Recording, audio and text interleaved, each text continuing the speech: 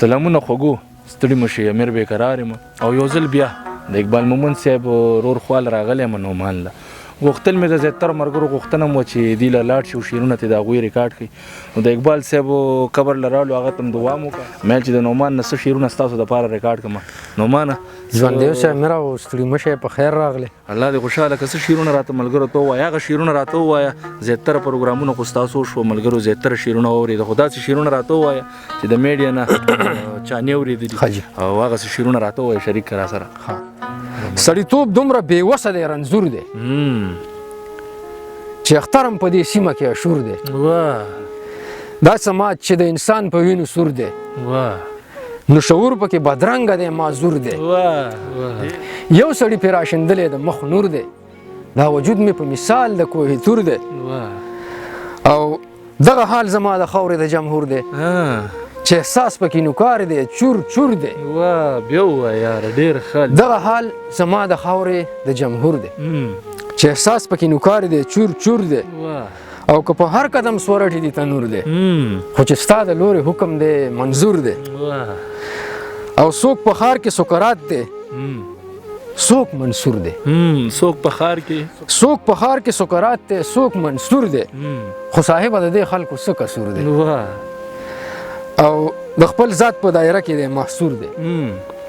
دې وطن کې که بادار دی که مزدور دی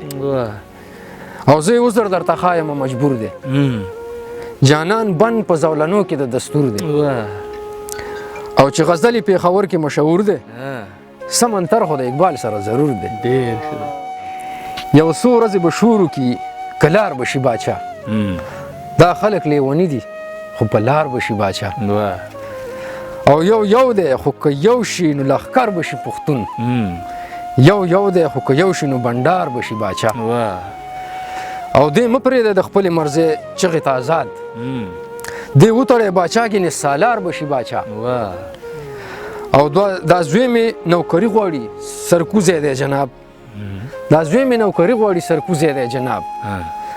دا زوی مې ډېر کم عقل دی هوښیار به شي باچا او کتاب در سره کېږده د اقبال د شاعرۍ د کار خو نه دی ټیک ده خو په کار به شي باچا مننه د مزاج د انقلاب د فن استاذه بسر صاحب څه معنه د زنده‌باد او مرده‌باده او د ښایست او د ستم له اتحاده مونږ وینځلي دي لاسونه د جیداده او مونږه دواړه د فطرت په ضد ولاړ یو زه له نسله د شیشې ته د پولاده تا د سره ما د ځان پروا ونه کړه مونږ د یو مسلک ملګري یو فرهاده او دې تعبیر له خو یو خوب لیدل پکار دی دې تعبیر له خو یو خوب لیدل پکار دی سرې لمبې درنه چاپېره دي شمشاده او مونږ بیا د یارانې لاسونه ورکړل دوی رشته پرې کړې نه وله انا ده مونږ خو ستا د کې د هر فکر آزاد کړو ته کیسه د کم قفس کوې سیاده مونږ خو ستا له کې د هر فکر آزاد کړو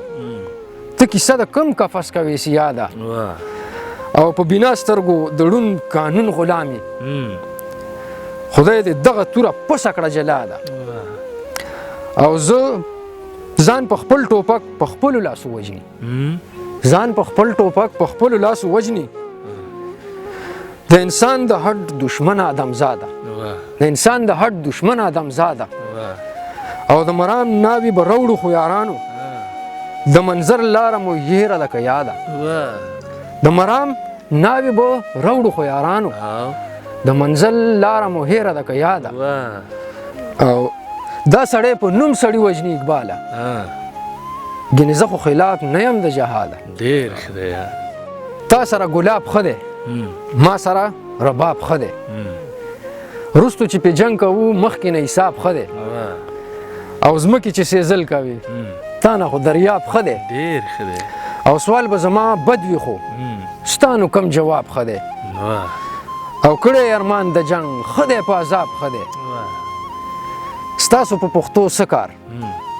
تاسو له پنجاب ښه دی ډېر ښه دی دا بیا ووایه ستاسو په پښتو څه کار تاسو له پنجاب ښه دی او ما له دې څه نه راوړي رور مې دی کامیاب ښه دی او پرې د تمانچه زویا سکول ته ځه کتاب ښه دی او هر څنګه چې دی اقبال تا پسې خراب ښه دی مننه